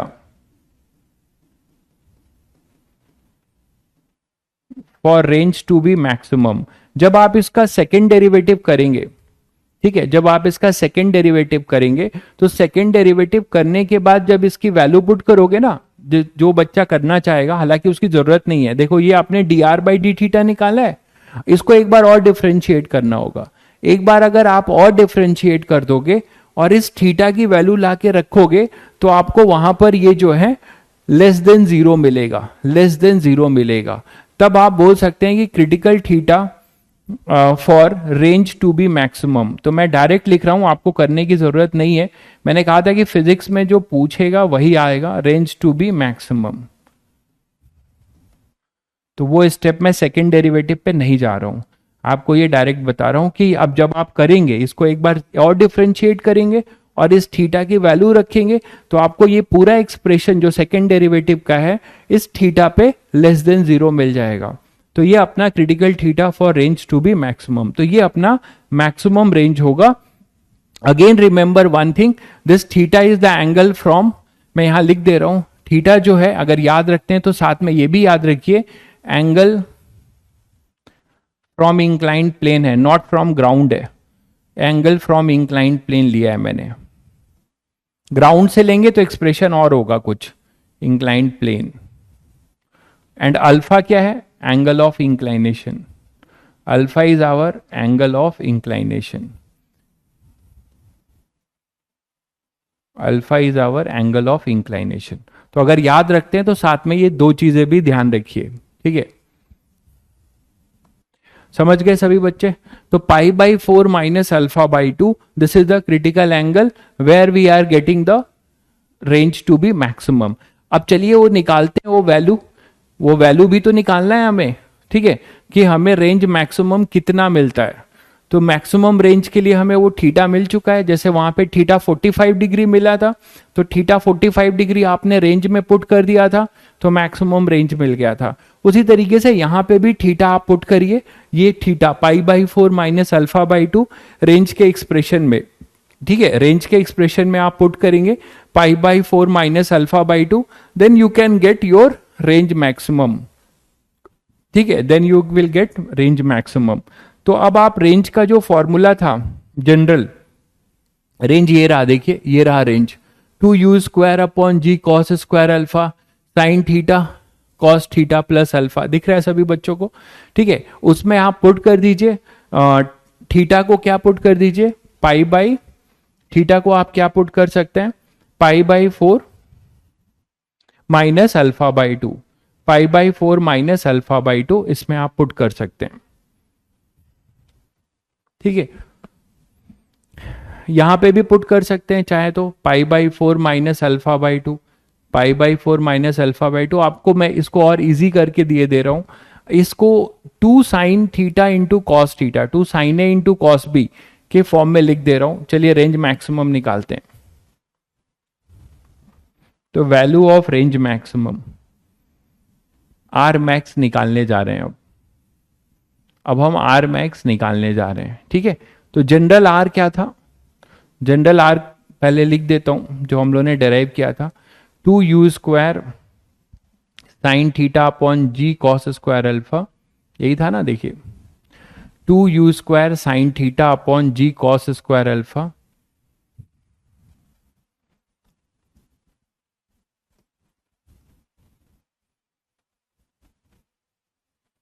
और यहां पर था कॉस थीटा प्लस अल्फा,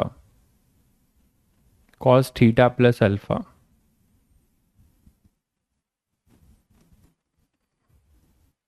और ये कॉस स्क्वायर था।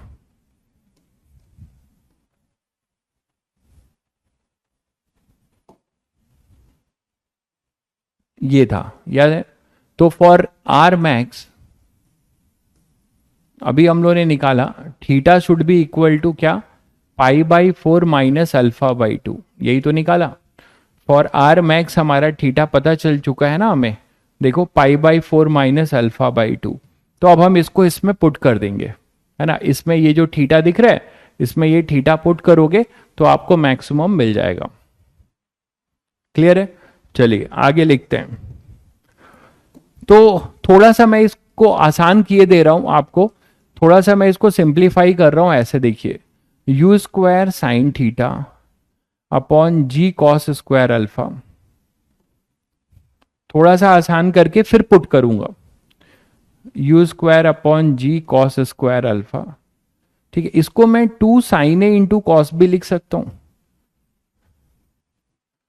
सभी बच्चे ट्रिगो तो पढ़ चुके हैं तो आई थिंक वो कंफर्टेबल होंगे 2 साइन ए इंटू कॉस बी के फॉर्मूले में। थोड़ा सा मैं इसको पहले सिंप्लीफाई करके तब थीटा पुट करूंगा, 2 साइन ए इंटू कॉस बी, इसको पुट कर सकते हो। क्या फॉर्मूला है 2 साइन ए इंटू कॉस बी का, बताइएगा आप लोग, सभी बच्चों को आता है? 2 साइन ए इंटू कॉस बी, 2 साइन ए इंटू कॉस बी का फॉर्मूला, 2 साइन ए इंटू कॉस बी का formula,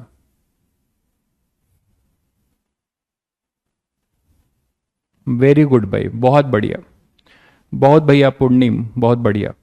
sign A plus B plus cos A my A plus B, sine A plus B plus cos a plus B,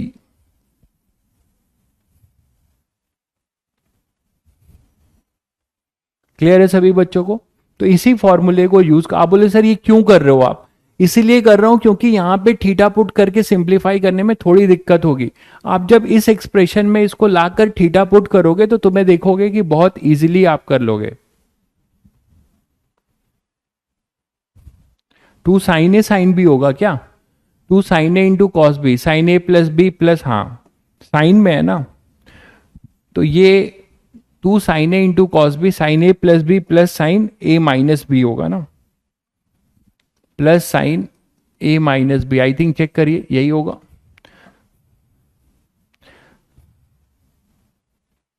ठीक है, sine A plus B, sine A plus B, two sine A cos B क्या होगा बताइए? Two sine A cos B, sine A plus B plus sine A minus B.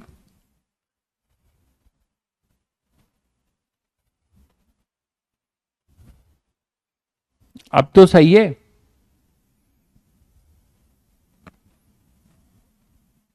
चलिए आगे बढ़ते हैं।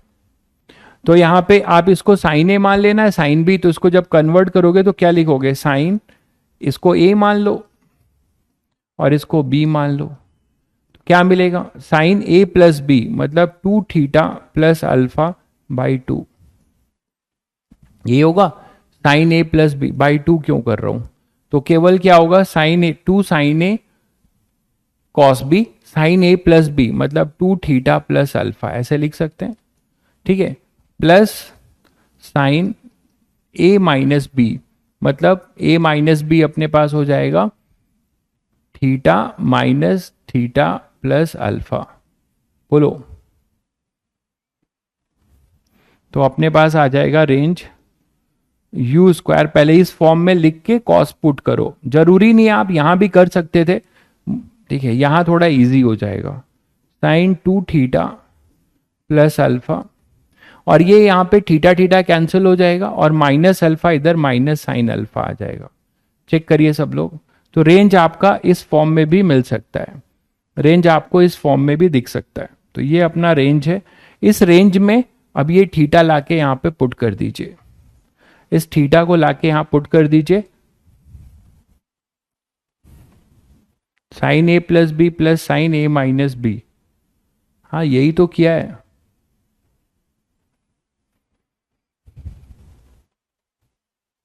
Minus sine B minus ए होगा, नहीं भाई सही है, चेक करिए आप लोग, इसी में परेशान है। टू साइन ए कॉस भी चेक करिए, ये सही है अब आई थिंक।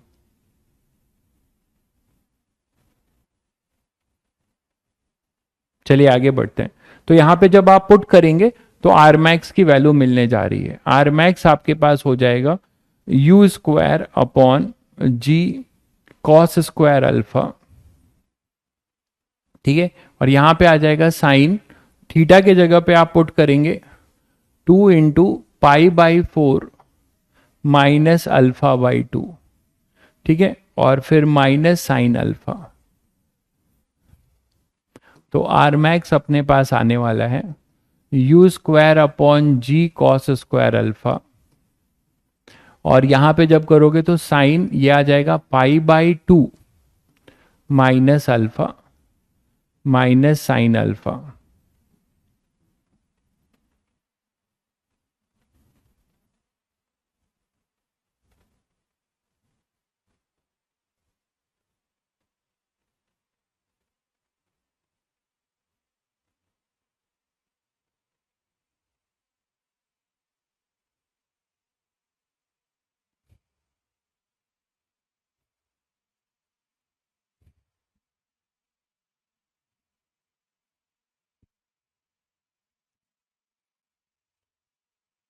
देखिए सब लोग, बहुत कुछ सिंप्लीफाई होता हुआ लेकिन नहीं दिख रहा है।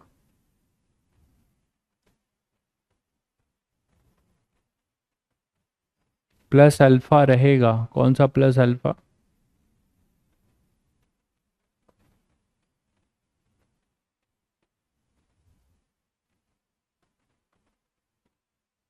यहां तक तो क्लियर है सभी को?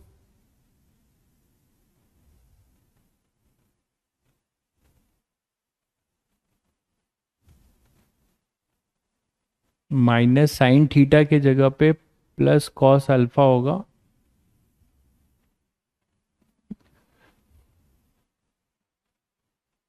कौन सा प्लस अल्फा? अच्छा प्लस अल्फा रह गया, ओके ओके, हाँ प्लस अल्फा रह गया, ठीक है, प्लस अल्फा रह गया, सही कह रहे हैं। अभी तो हमने केवल ये लिखा है, थीटा लिखा है, इसमें प्लस अल्फा भी होगा, और फिर इधर होगा माइनस साइन अल्फा, सही कह रहे हैं। तो यहाँ पर अपने पास आ जाएगा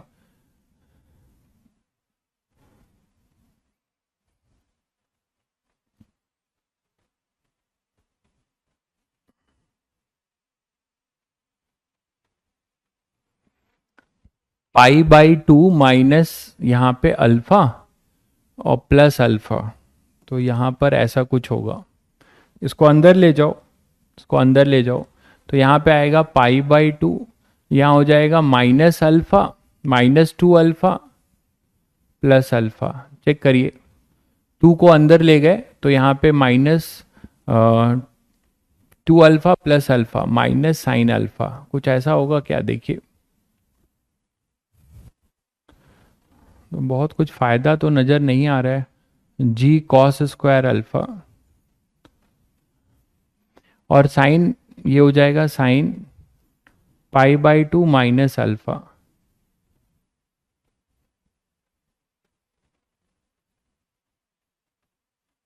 माइनस साइन अल्फा। तो sine pi by two minus alpha is your cos alpha, है ना। तो कुछ बहुत फायदा तो नहीं हुआ, cos alpha minus sine alpha आएगा, cos alpha minus sine alpha आएगा। कहाँ पे कट जाएगा,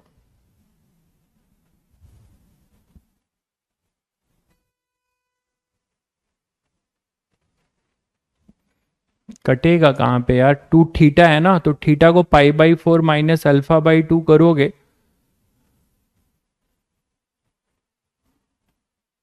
यहाँ पे जब आप पुट करोगे तो आपके पास ये आर्गुमेंट में है ना, तो ये कटेगा कहाँ, यहाँ पे पाई by four minus alpha by to करोगे तो आपके पास आएगा पाई बाई टू माइनस, अच्छा अल्फा आएगा, कट जाएगा, हाँ सही कह रहा हूँ, टू कट रहा है,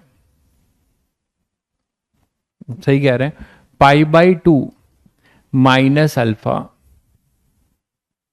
प्लस अल्फा ऐसा आएगा। चेक करिए अब आप लोग, टू को अंदर भेजिए, पाई by two minus alpha plus alpha cut जा रहा है, बिल्कुल सही कह रहे हैं।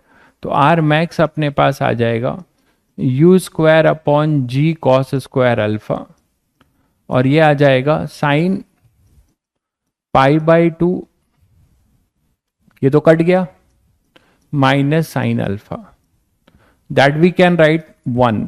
आर मैक्स हो जाएगा यू स्क्वायर अपॉन जी, और कॉस स्क्वायर अल्फा को मैं लिख रहा हूं one minus sine square alpha, इससे हमें फायदा मिलेगा, ये वन माइनस साइन अल्फा एक कट जाएगा, इसको a plus B A minus B में लिख दिया, तो आर मैक्स आ जाएगा यू स्क्वायर अपॉन जी, इसको लिख सकता हूँ वन माइनस साइन अल्फा, और इसको लिख सकता हूँ one plus sine alpha, A plus B A minus B, और ये हो जाएगा वन माइनस साइन अल्फा, तो ये कैंसिल कर दिया।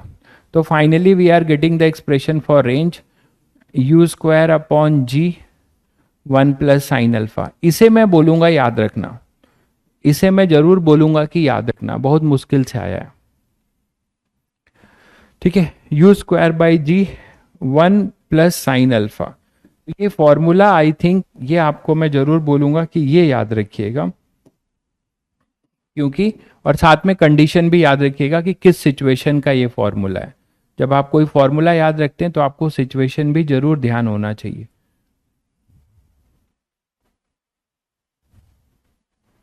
ठीक है। तो ये रेंज का फॉर्मूला है जिसमें सभी बच्चों को सिचुएशन पता है कि अल्फा अपना क्या है, एंगल ऑफ इंक्लाइनेशन है। और इंटरेस्टिंग बात क्या है, कोई बताएगा इसमें इंटरेस्टिंग बात वो क्या आप देख पा रहे हैं, इंक्लाइंड प्लेन का इंक्लाइनेशन है, एंगल ऑफ प्रोजेक्शन एक होता है, एक एंगल ऑफ इंक्लाइनेशन, यहाँ दो है, भाषा समझिए, एक एंगल ऑफ प्रोजेक्शन है दैट इज थीटा, और एक है एंगल ऑफ इंक्लाइनेशन जो है इंक्लाइंड प्लेन का एंगल, जो हमेशा कांस्टेंट रहता है। बिल्कुल सही कह रहे हैं आप, देख रहे हैं कि ये इंडिपेंडेंट है, किससे इंडिपेंडेंट है, एंगल ऑफ प्रोजेक्शन से।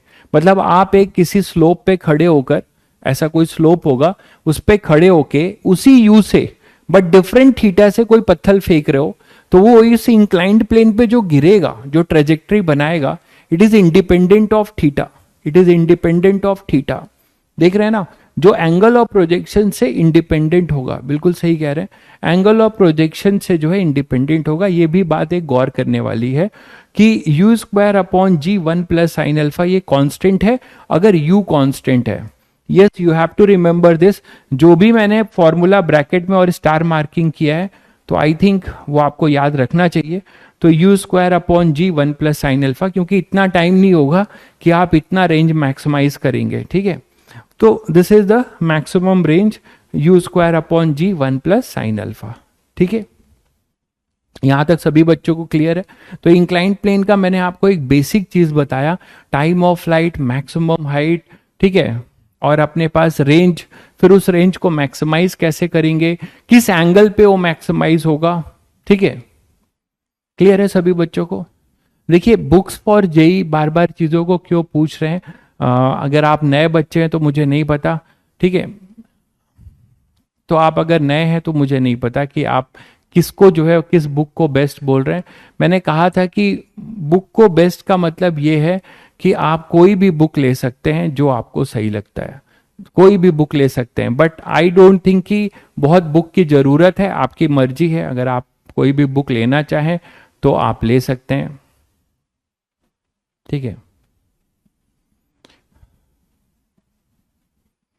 ठीक है बेटा। तो कोई भी बुक आप ले सकते हैं। मैंने आपको यहां बता रखा हुआ है कि मैं यहां पर जो सबसे बेस्ट बुक है वो है अपना एससी वर्मा एंड इरोडोफ। तो ये दोनों हम साथ साथ में यहां सॉल्व करेंगे और अपना सीट और डीपीपी, इससे पर्पस आपका सॉल्व हो जाएगा। तो मुझे नहीं लगता कि आपके पास समय बचेगा। किसी के पास समय बचता है तो कोई भी बुक सॉल्व कर सकता है, मुझे कोई दिक्कत नहीं है। कोई भी बुक आप सॉल्व करिए यहां से पढ़ने के बाद, यहां से पढ़ने के बाद। तो इरोडोफ, एससी वर्मा एंड सीट एंड डीपीपी, ये चार चीजें हैं। ये चार चीजें बहुत होती हैं और साथ में मेरा इलिस्ट्रेशन में इतने क्वेश्चंस मैं खुद ही कराता हूं, आप देखते हैं। तो कोई बुक बचता नहीं है। फिर भी आप अपनी मन को तसल्ली देना चाहते हैं तो काइनेमेटिक्स जब खत्म हो जाएगा पूरा, तो आप कोई भी बुक जो आपके पास होगी, जो भी सिंगेज, डीसी पांडे और जो भी आपके पास बुक होती हैं, तो आप पलट के देखिएगा, लगभग आप सब क्वेश्चंस कर चुके होंगे, ठीक है। तो कोई भी बुक आप ले लीजिए, बट उसका यूज तभी करिएगा जब यहां से चैप्टर खत्म हो जाए, ठीक है। जब यहां से चैप्टर खत्म हो जाए तभी आप इसको यूज करिएगा। बिल्कुल पीवाईक्यूज करने हैं हमें, लेकिन चैप्टर एंड के बाद, ठीक है। पीवाईक्यूज तो मैं बता रखा हूं कि उससे अच्छा प्रैक्टिस कुछ है ही नहीं। जेई एडवांस के पीवाईक्यूज तो मैं क्लास में ही लेता हूं, जेई मेंस के पीवाईक्यूज तो मैं खुद से करने हैं। तो जेई मेंस के पीवाईक्यूज के लिए चैप्टर वाइज बुक आती है, तो चैप्टर वाइज बुक आप जो है ले सकते हैं। जेई मेंस के लिए एडवांस के पीवाईक्यूज मैं क्लास में आपको करा रहा हूं। अभी जब चैप्टर्स खत्म हो गए, जैसे प्रोजेक्टाइल खत्म होगा तो प्रोजेक्टाइल में जेई एडवांस में जो भी अच्छे क्वेश्चंस आए वो हम क्लास में ही लेके करेंगे, ठीक है। चलिए आगे बढ़ते हैं। फिर आगे क्या बढ़े, आज इतना ही रहने देते हैं, क्योंकि आगे बढ़ेंगे तो कर नहीं पाएंगे। 5 मिनट बचा है, एक कर लेते हैं, एक वेरिएशन कर लेते हैं। जैसे एक क्वेश्चन करते हैं, कंडीशन आपका, चलिए होमवर्क है ये आपको करना है, देखें कितने बच्चे करके लाते हैं, यहीं से कल कंटिन्यू करेंगे। Condition for projectile to hit the inclined plane, to hit the inclined plane perpendicularly। तो आपको वो कंडीशन निकालनी है कि क्या कंडीशन होगी कि प्रोजेक्टाइल किसी इंक्लाइंड प्लेन को परपेंडिकुलरली हिट करे, प्रोजेक्टाइल किसी इंक्लाइंड प्लेन को परपेंडिकुलरली हिट करे, उसके लिए क्या कंडीशन होगी। ये जैसे थीटा है और ये अपने पास u है, ठीक है। तो ये इसको परपेंडिकुलरली हिट करे, आप समझ रहे हैं ना। यहां पर आने के बाद ये पूरा 90 डिग्री पे हिट करे, ये 90 डिग्री पे हिट करे। तो इसकी कंडीशन आपको बतानी है। ये अपना सॉरी, ये अल्फा है, ये थीटा है, ये थीटा है और ये अल्फा है। तो थीटा और अल्फा में बताना है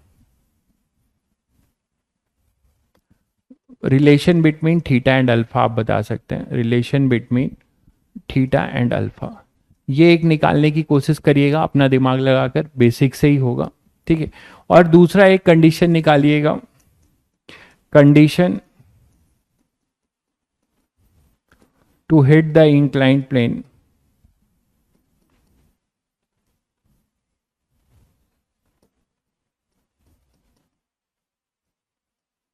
हॉरिजेंटली,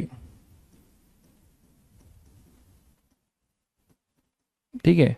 तो हॉरिजेंटली जो है ये इंक्लाइंड प्लेन को हिट करेगा, उसकी कंडीशन भी निकालिएगा। To hit the inclined plane horizontally मतलब आपने यहां पे क्या किया, ये u है, तो यहां से ये इसको ऐसे हिट कर रहा हो। जब यहां पे हिट कर रहा हो तो पूरा का पूरा ये ग्राउंड से हॉरिजेंटल हो चुका हो, ऐसा, ठीक है। तो ये कंडीशन आप लोग निकालिएगा कि इसके लिए क्या कंडीशन होगी। दो चीज आपको दिया है, कल यही चीज क्लास में करेंगे। ये अल्फा है, ये थीटा है, तो ये हॉरिजेंटल हो जाए पूरा ग्राउंड से। तो आपको ये दो होमवर्क दिया है मैंने, इसको आप निकाल के लेके आइएगा, ठीक है। और प्रीवियस क्लास का होमवर्क भी डिस्कस कर लेंगे, ठीक है। आप लोग ट्राई कर लीजिए उसके बाद, ठीक है। तो प्रीवियस का भी, और कल इंक्लाइंड प्लेन पे क्वेश्चंस कैसे आते हैं, कैसे जेई एडवांस में क्वेश्चंस आए हैं, उस पे करेंगे, ठीक है। चलिए फिर मिलते हैं। आप लोग अपने जो भी आपने टेस्ट दिया है उन सभी टेस्ट को एक बार एनालाइज करिए, और जो आपसे क्वेश्चंस नहीं हुए हैं उसको आप उसको करिए और सॉल्यूशंस देख के समझिए, और उसको जरूर जो है सीख लीजिए। कोई दिक्कत आती है किसी क्वेश्चन में तो आप बताइएगा, डिस्कस हो जाएगा।